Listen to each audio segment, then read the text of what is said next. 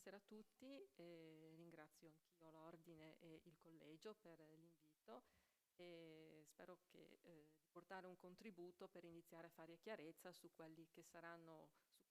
le novità introdotte dal nuovo codice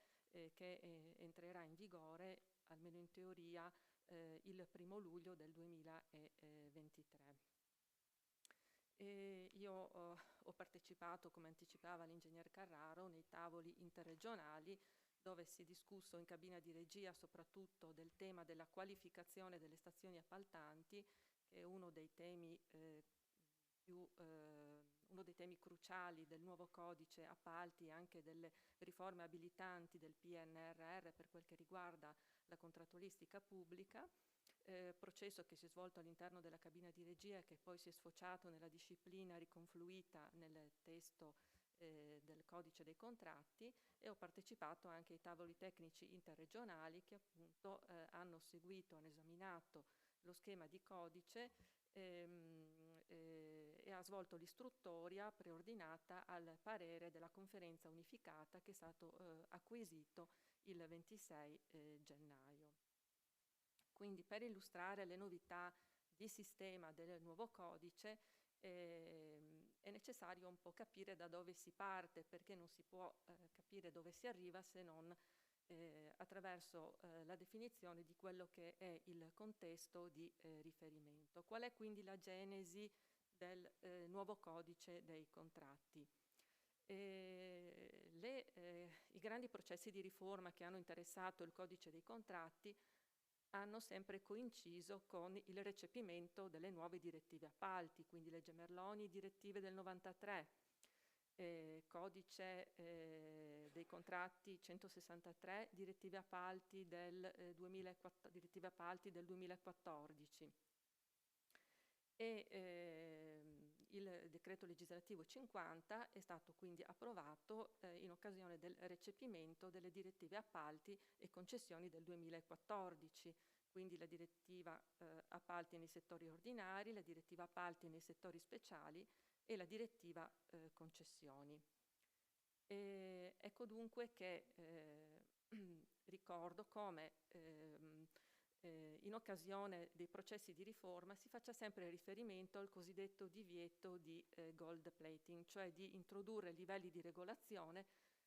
superiori a quanto necessario al recepimento delle direttive appalti. Ricordo tuttavia che le direttive appalti e concessioni hanno un ambito di applicazione che non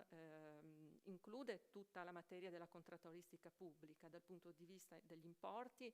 si applicano solo gli appalti sopra soglia, e per quanto riguarda le diverse fasi del processo di realizzazione di un'opera pubblica, le direttive appalti si limitano a disciplinare la fase di affidamento, quindi alla fase in cui va individuato il progettista e poi l'esecutore. Quindi rimangono fuori tutta la parte relativa ai contenuti della progettazione e poi tutta la parte relativa alla esecuzione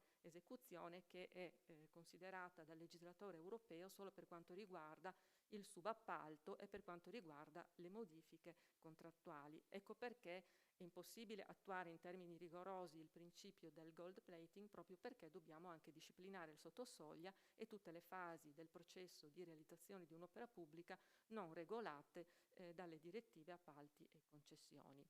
Ecco dunque che le direttive del 2014, come ben sappiamo, sono state recepite nel 2016 con il decreto legislativo 50,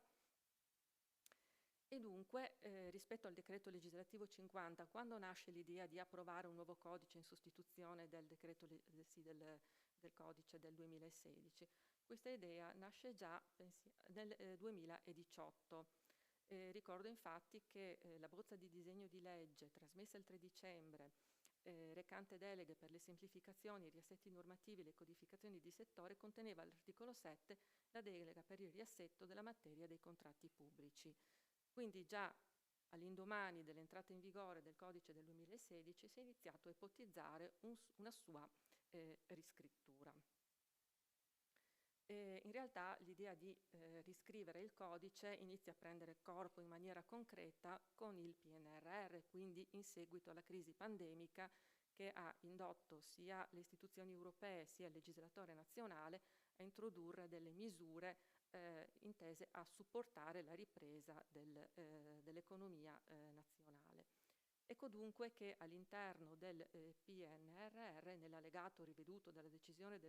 esecuzione del Consiglio relativa all'approvazione della valutazione del piano per la ripresa e la resilienza dell'Italia, la riforma abilitante 1.10 prevede appunto la riforma delle norme in materia di appalti pubblici e concessioni. Ricordo che le riforme abilitanti connotano tutte quelle riforme del PNRR che sono funzionali a semplificare i percorsi per i processi di realizzazione degli interventi finanziati con i fondi PNRR. E quindi per questa riforma che è poi dettagliata nella milestone 1C1, si contemplano le misure volte a riformare certi aspetti chiavi delle norme in materia di appalti pubblici e concessioni, ridurre i tempi poi di pagamento delle pubbliche amministrazioni a livello centrale, regionale e locale e sistemi sanitari regionali. Quindi obiettivo principale della riforma è appunto snellire la disciplina dei contratti pubblici, accrescere la certezza del diritto per le imprese e velocizzare l'iter di affidamento, mantenendo al contempo tutte le garanzie procedurali di trasparenza e parità di trattamento. Quindi queste riforme appunto abilitanti sostengono la realizzazione nei tempi delle infrastrutture e dei progetti finanziati dal piano. Qual è quindi la scadenza che il PNRR ha stabilito per il completamento della riforma del codice dei contratti? Il riferimento è al secondo trimestre 2023, quindi la riforma deve completarsi entro il 30 giugno di quest'anno. È per questo che dovremo collegare l'efficacia e l'entrata in vigore del nuovo codice alla data del 1 luglio 2023. Data che però è diversa da quella della scadenza per l'esercizio della delega e per termine entro il quale dovrà essere pubblicato in Gazzetta Ufficiale il testo del nuovo codice appalti. Quindi il termine stabilito per l'emanazione della legge delega era il 31 dicembre 2021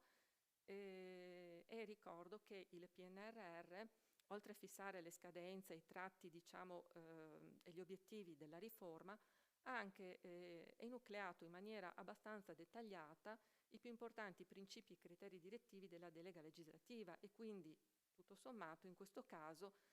la Commissione europea ha vincolato lo stesso legislatore italiano per quel che attiene alle direttrici e alle principali linee appunto della riforma del codice, le linee ispiratrici della riforma del codice dei contratti. Quindi il processo di riforma è stato avviato con la legge delega, la legge 21 giugno numero 78, che è stata pubblicata nella Gazzetta Ufficiale numero 146 del 2022. Quanto all'iter approvativo, ricordo che il 28 giugno dello scorso anno il Presidente del Consiglio dei Ministri aveva affidato la formulazione del progetto di decreto legislativo attuativo della legge delega a una commissione speciale del Consiglio di Stato. Questo lo prevedeva appunto la stessa legge delega. Il Consiglio di Stato quindi ha istituito questa commissione speciale che si è avvalsa anche di esperti del settore, tra i quali anche degli esperti tecnici.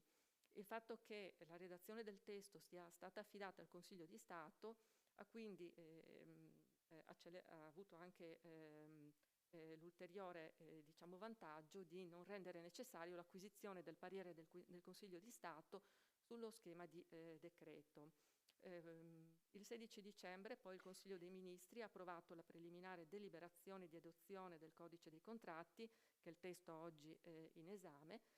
Questa deliberazione preliminare avvia l'iter di acquisizione dei pareri, nella fattispecie della conferenza unificata in cui si esprime il sistema delle autonomie territoriali, regioni ed enti locali, e poi il parere delle competenti commissioni parlamentari. Quindi e la conferenza unificata si è espressa il 26 gennaio con il proprio parere, un parere positivo ma condizionato al recepimento delle osservazioni formulate, e le commissioni parlamentari hanno reso il parere di competenza il 21 febbraio del 2023. E come ho ricordato, l'approvazione definitiva, proprio per rispettare il termine assegnato dalla legge delega, dovrà avvenire entro il 31 marzo del 2023, anche per rispettare poi la specifica milestone del PNRR. Quindi partiamo da qualche considerazione su quelle che sono le novità del sistema di regolazione, perché i recenti processi di riforma si caratterizzano non solo per la modifica dei contenuti, ma, come aveva già accennato l'ingegner Carraro, anche per le modalità con cui viene ad essere regolata la materia della contrattualistica pubblica. Facendo un breve excursus che aveva già anticipato l'ingegner Carraro, io parto dal codice del 2006, dal 163. Il 163 si caratterizzava per disciplinare tutta la materia della contrattualistica pubblica in un unico corpo normativo di rango primario, accompagnato da un decreto, da un regolamento di attuazione che era il 207 del 2010, quindi l'impostazione era la medesima della legge Merloni. La differenza è che nel 2006 si va anche a disciplinare assieme ai lavori i servizi e le forniture. Questa impostazione viene completamente ribaltata con il codice del 2006 in occasione del recepimento delle direttive del 2014, dove ispirandosi alle modalità di regolazione degli ordinamenti anglosassoni, si introduce un sistema di regolazione basato sulla cosiddetta soft law, per cui accanto a un codice contenuto in una norma, in un decreto legislativo, quindi in una norma di rango primario,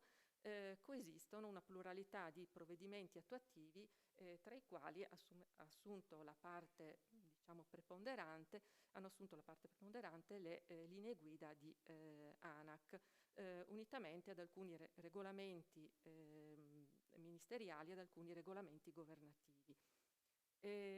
Come ben sappiamo, era previsto una sessantina di provvedimenti attuativi, ma solo in parte sono stati adottati, quindi il processo di riforma è stato incompiuto.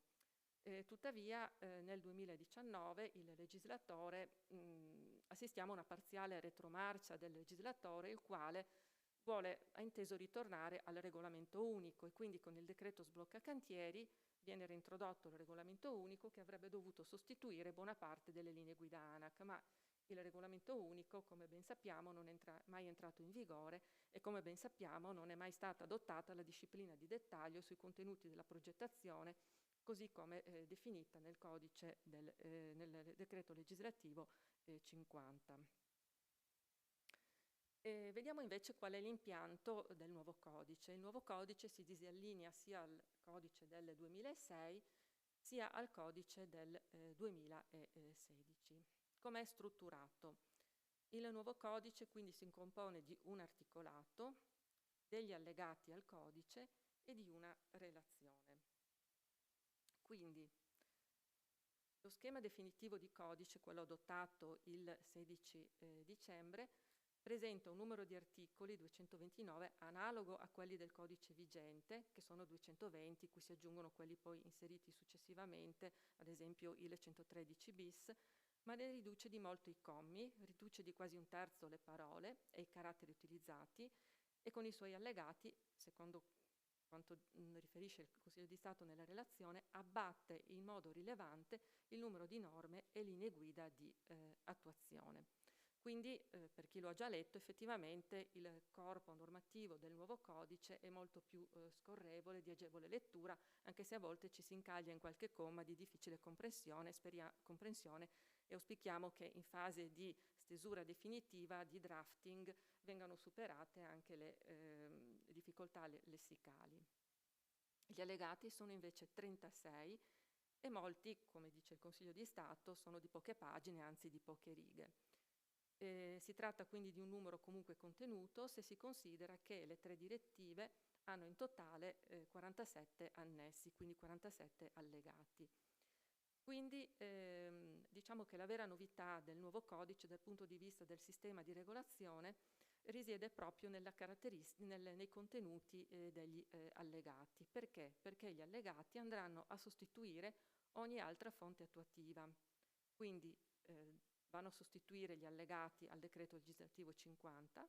vanno a sostituire ben 17 linee guida ANAC e 15 regolamenti ancora vigenti, tra i quali cito chiaramente il 207, che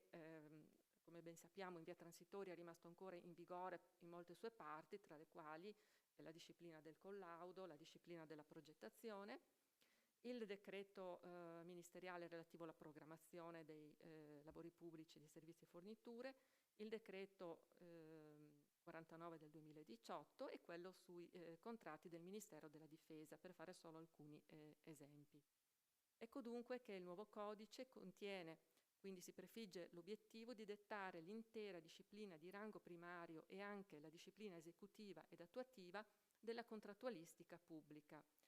Quindi, come riferisce il Consiglio di Stato, si è scelto di redigere un codice che non rinvii a ulteriori provvedimenti attuativi e sia immediatamente autoesecutivo, consentendo da subito una piena conoscenza dell'intera disciplina da attuare. Ecco, questa è la vera novità, secondo me, che risiede nella sistematica del nuovo codice. È un obiettivo ambizioso, per cui che richiede però anche un lavoro considerevole dal punto di vista dell'esame del coordinamento interno di un testo così complesso. E in effetti il testo adottato in via preliminare presenta alcuni disallineamenti, ma probabilmente ci sarà adesso un lavoro un lavoro della Commissione e anche degli uffici legislativi ministeriali della Presidenza del Consiglio dei Ministri che è dedicato proprio al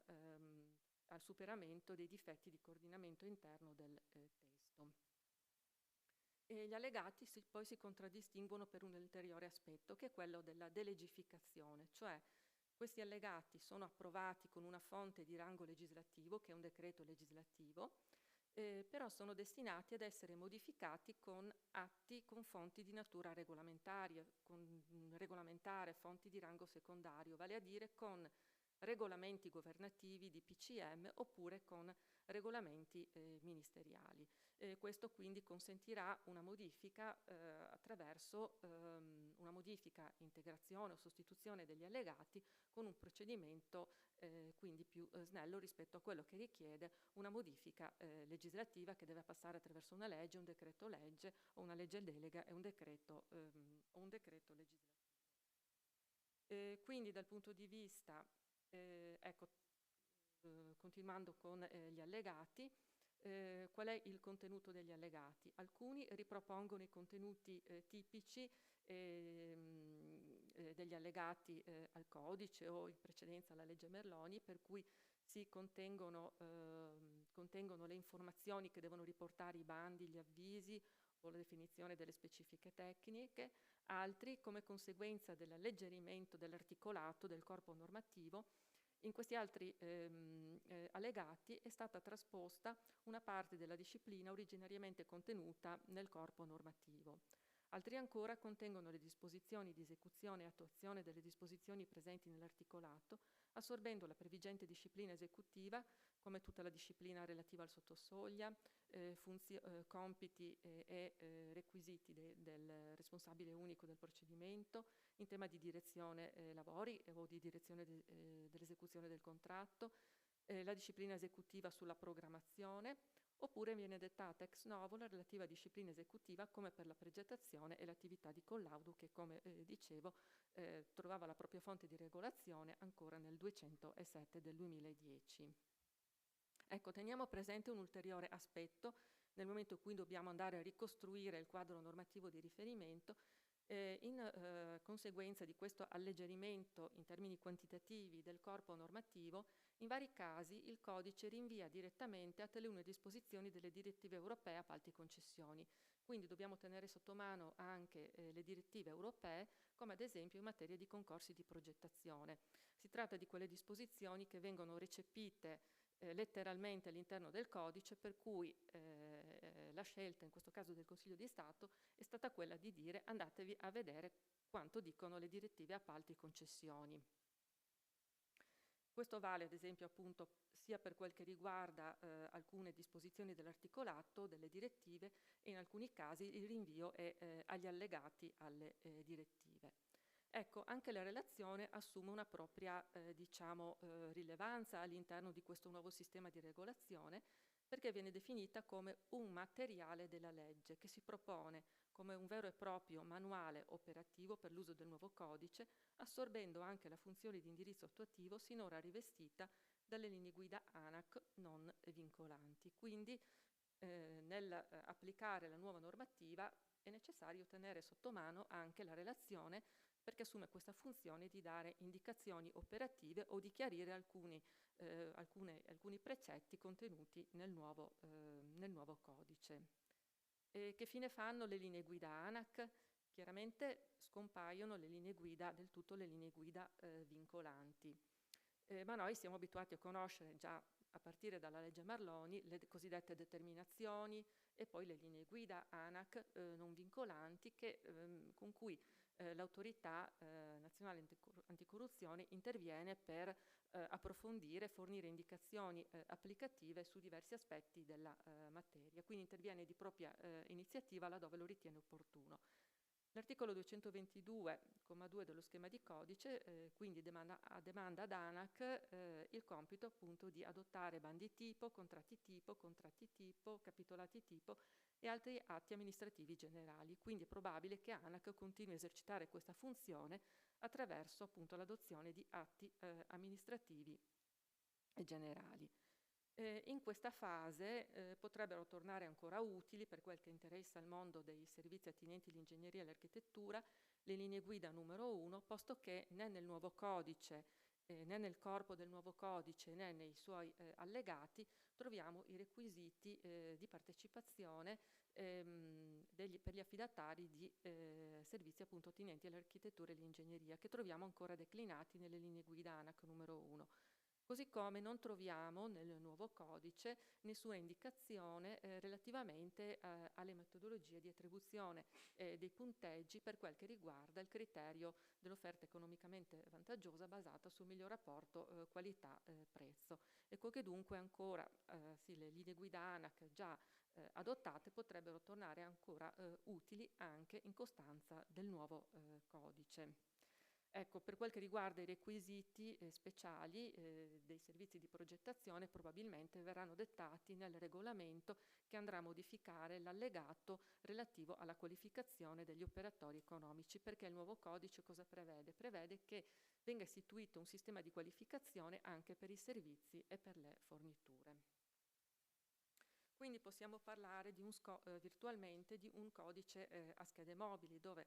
accanto a un articolato del codice che rappresenta la parte fissa, ci sono delle parti che possiamo definire proprio come configurare come delle schede variabili, che sono gli allegati destinati ad essere modificati o sostituiti mediante regolamento,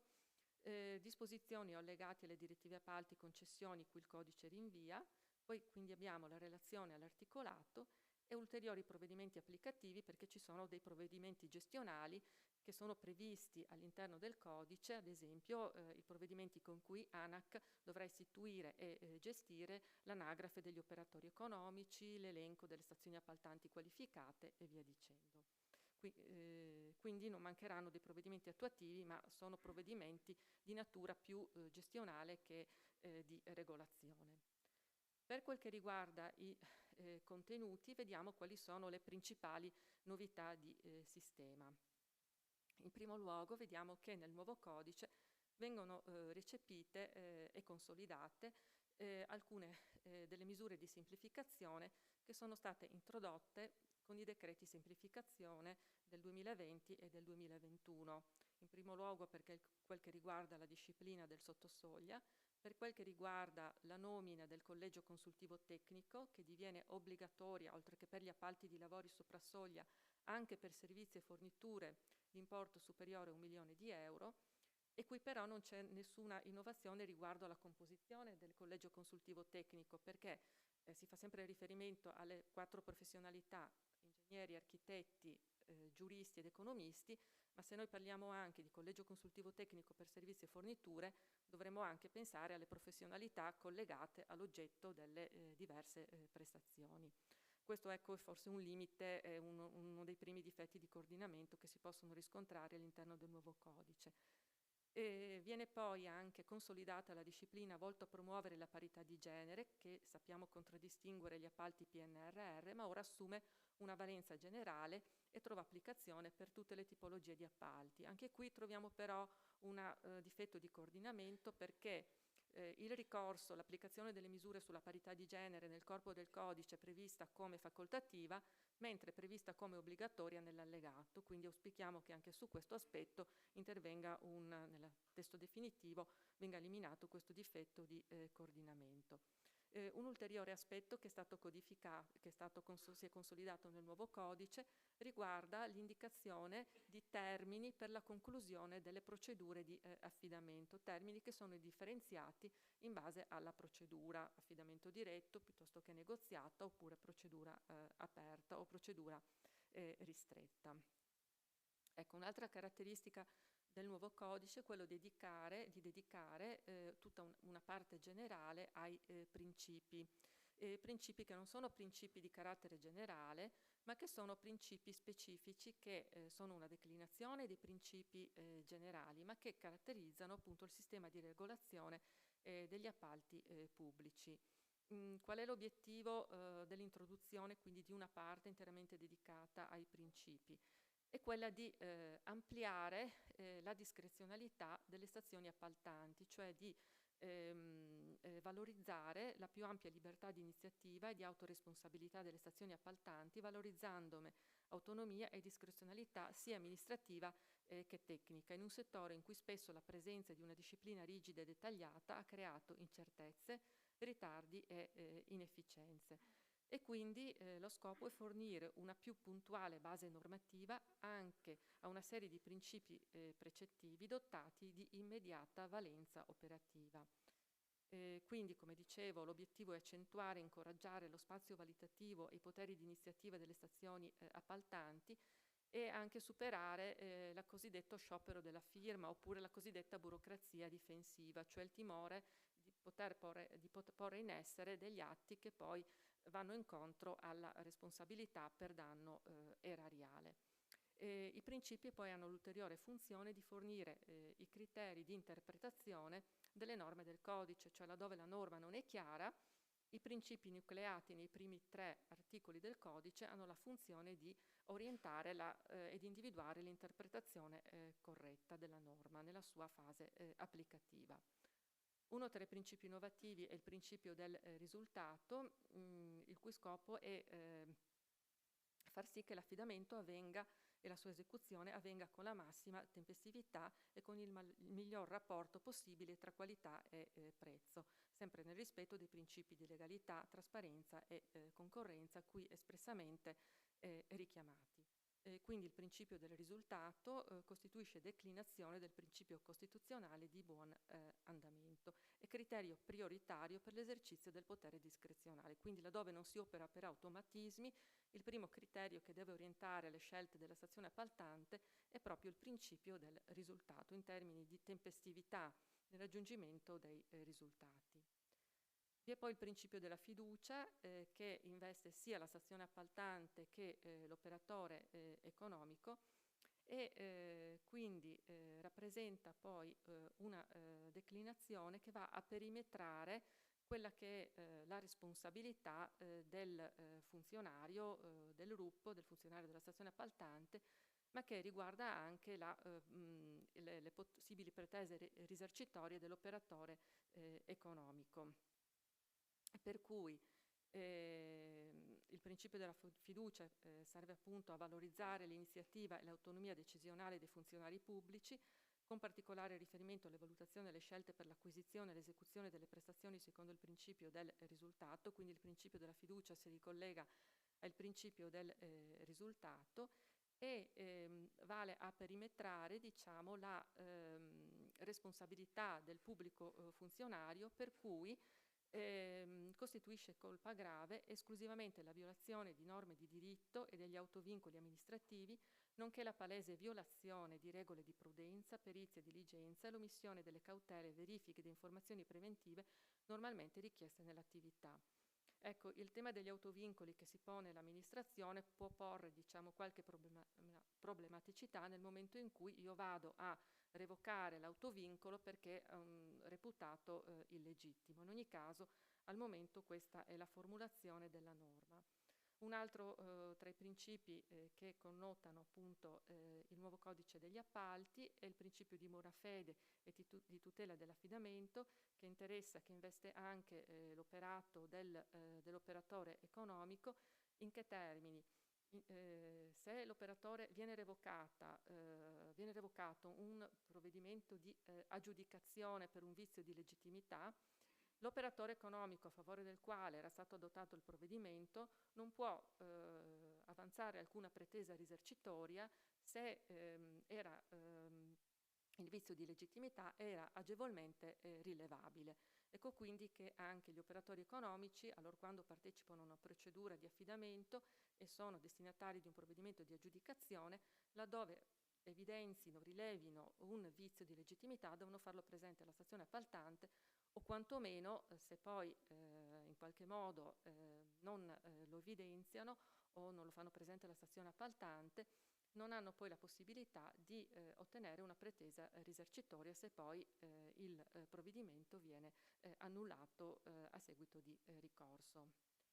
Ecco, viene poi introdotto il principio di autonomia contrattuale e il divieto di prestazioni d'opera intellettuale a titolo gratuito, su cui credo che l'Ordine e la Rete delle Professioni avrà qualcosa da ridire rispetto alla stringata formulazione della norma, che si è limitata a trasporre il criterio della legge delega senza declinare le eccezioni in presenza delle quali è possibile derogare al divieto. Viene poi introdotto il principio di conservazione dell'equilibrio contrattuale unitamente alla riscrittura della disciplina della revisione prezzi, temi che sono di stretta attualità, ma sui quali credo che forse il testo definitivo avrà qualche rivisitazione finale proprio alla luce delle osservazioni che al riguardo sono state formulate. Nel nuovo codice dedica numerosi articoli anche al tema della digitalizzazione. Anche qui si è trattato di dare attuazione ad una delle riforme abilitanti previste dal PNRR, il quale ai sensi del quale il sistema nazionale di procurement deve essere operativo e del tutto in linea con le pertinenti direttive europee e comprendere la digitalizzazione completa end-to-end delle procedure di acquisto fino all'esecuzione del contratto. Per l'attuazione quindi della digitalizzazione del processo di acquisizione di lavori, servizi e forniture, la milestone del PNRR indica la scadenza del 31 dicembre 2023, quindi entro questa data non solo bisogna avere scritto le norme dedicate alla digitalizzazione, ma è necessario anche aver attuato tutto il nuovo sistema. Quindi il nuovo codice dedica numerosi articoli dal 19 al 36 alla digitalizzazione del ciclo di vita dei contratti, introducendo il cosiddetto ecosistema nazionale di approvvigionamento digitale.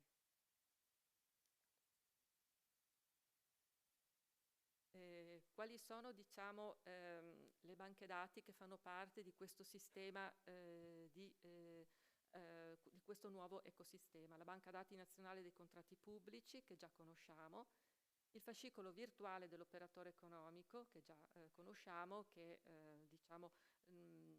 è entrato in funzione, in vigore, però con solo una parte delle funzionalità previste. Le piattaforme delle stazioni appaltanti, che sono le piattaforme di approvvigionamento digitale, che secondo le nuove regole dovranno essere certificate da Agid, dovranno essere interoperabili con tutte le banche dati pubbliche. ANAC dovrà poi istituire la piattaforma unica per la trasparenza. ANAC dovrà istituire anche l'anagrafe delle piattaforme certificate gestito da ANAC.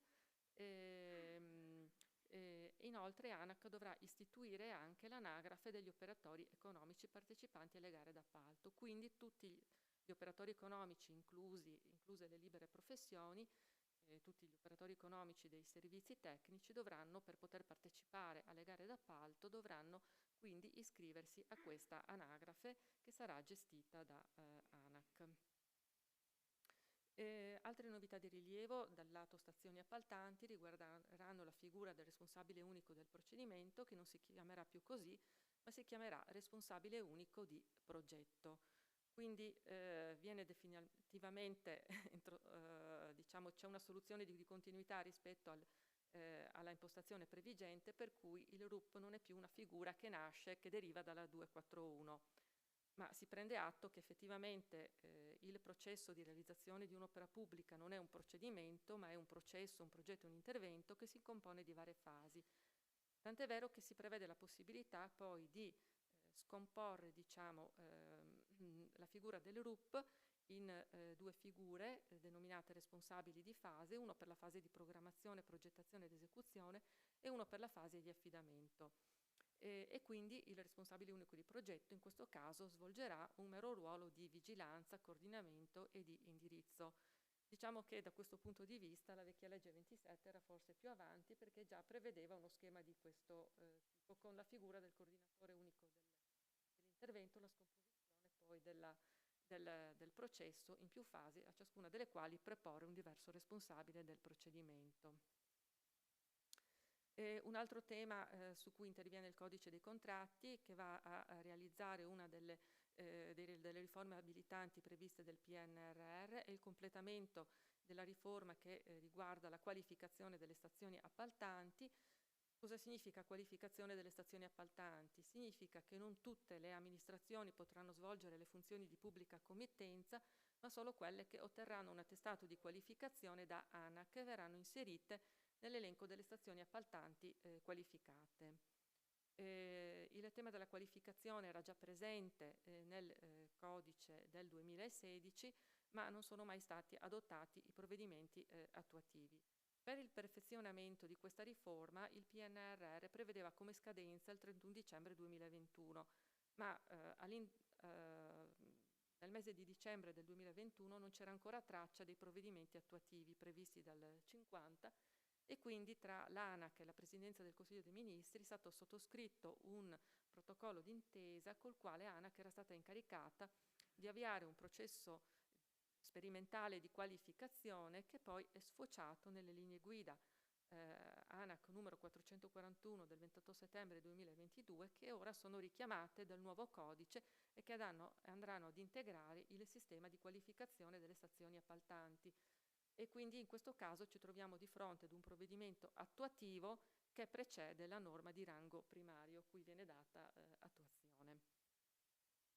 Esistono però delle soglie di esenzione, per cui per i lavori non è necessaria la qualificazione per importi fino a 500.000 euro, invece per servizi e forniture la soglia è quella dell'affidamento diretto, vale a dire 140.000 euro. Poi rimangono fuori i settori speciali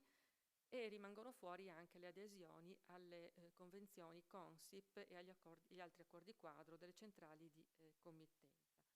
Quindi qual è il significato dell'introduzione e dell'attuazione del sistema di qualificazione? La conseguenza è che le stazioni appaltanti che non si qualificano, per poter effettuare un affidamento al di fuori delle soglie di esenzione, devono rivolgersi a una stazione appaltante, una centrale di committenza qualificata e chiedere che la gara venga svolta quindi da questa centrale di committenza. La preoccupazione anche delle regioni è che questo sistema possa implodere se il sistema non viene supportato, le centrali di committenza non vengono in qualche modo attrezzate, supportate, riorganizzate in modo da poter farsi carico di tutti i volumi delle gare che non potranno essere svolte dalle stazioni appaltanti che non si qualificano. Qui scorro velocemente perché altrimenti ho già sforato. Accidenti, ecco. Quindi vi rinvio alle slide. Per quel che riguarda la progettazione, credo che il tema sia a tutti conosciuto, per cui si passa da 3 a 2 livelli di progettazione. Abbiamo quindi dei documenti progettuali e poi i 2 nuovi livelli di progettazione su cui si potrebbero aprire problematicità legate alla correlazione al tema della programmazione. Viene quindi ridisciplinato l'appalto integrato, ma anche qui mi sembra che sia un tema sufficientemente affrontato dalle professioni tecniche. Ecco, faccio solo presente che per quel che riguarda invece la disciplina di esecuzione e attuazione dei progetti di servizi e forniture, sebbene il corpo normativo rinvia alla disciplina dell'allegato, nell'allegato manca questa disciplina. Ecco, solo un breve accenno al sottosoglia. Come dicevo, il nuovo codice dei contratti recepisce le misure di semplificazione, le consolida del decreto semplificazioni del 2020, per cui rimane la soglia di affidamento diretto pari a 140.000 euro, che è la stessa soglia prevista che è la soglia europea per le amministrazioni statali. Per i lavori la soglia rimane a 150.000 euro e per le procedure negoziate è possibile quindi affidare i lavori mediante procedura negoziata fino alla soglia europea. È stato quindi recepita un'indicazione che è stata formulata proprio dalle regioni di eliminare nelle procedure negoziate la rotazione, escludere dalla rotazione gli inviti, per cui anche i concorrenti che sono stati gli operatori economici invitati in un precedente affidamento possono essere nuovamente invitati in un affidamento successivo, mentre quindi il criterio della rotazione sarà limitato solo all'affidatario dell'affidamento precedente. E come sappiamo, un altro elemento di novità è l'esclusione del sorteggio per la selezione degli operatori economici da invitare alle procedure negoziate in caso di utilizzo della cosiddetta forcella. Viene estesa l'esclusione dello stand still a tutto il sottosoglia, il famoso termine dilatorio per la sottoscrizione del contratto. Viene semplificata l'attività di controllo dei requisiti e viene resa sempre possibile la consegna anticipata, tuttavia solo dopo aver espletato l'istruttoria relativa alla verifica dei requisiti. Attenzione però che se gli appalti sotto soglia presentano un interesse transfrontaliere certo, il codice impone di affidare lavori, servizi e forniture mediante procedura negoziata. Questo è un aspetto che andrebbe approfondito, ma verrà approfondito successivamente. Viene definitivamente superato l'albo dei commissari di gara, che è stato istituito da ANAC ma che poi non è mai entrato in funzione, e quindi viene rimodificata la disciplina della composizione delle commissioni giudicatrici, attribuendo la preferenza a commissari interni alla stazione appaltante rispetto al ricorso a commissari esterni. Un ulteriore aspetto innovativo consiste nel superamento della distinzione tra aggiudicazione inefficace e aggiudicazione efficace, per cui si arriva al provvedimento di aggiudicazione solo dopo la verifica dei requisiti. Quando entrerà in vigore il nuovo codice, come abbiamo detto, in base a quanto previsto dallo schema, la pubblicazione dovrebbe avvenire il 1° aprile del 2023, ma l'efficacia dovrebbe essere acquisita il 1° luglio sempre di quest'anno. Fatti salvi ulteriori proroghe che sono state richieste soprattutto dagli enti locali, per cui l'ipotesi potrebbe essere anche quella del 1° gennaio 2024. Questo lo vedremo quando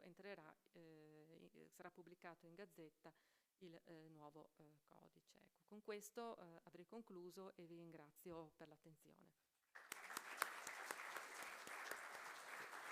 Ringrazio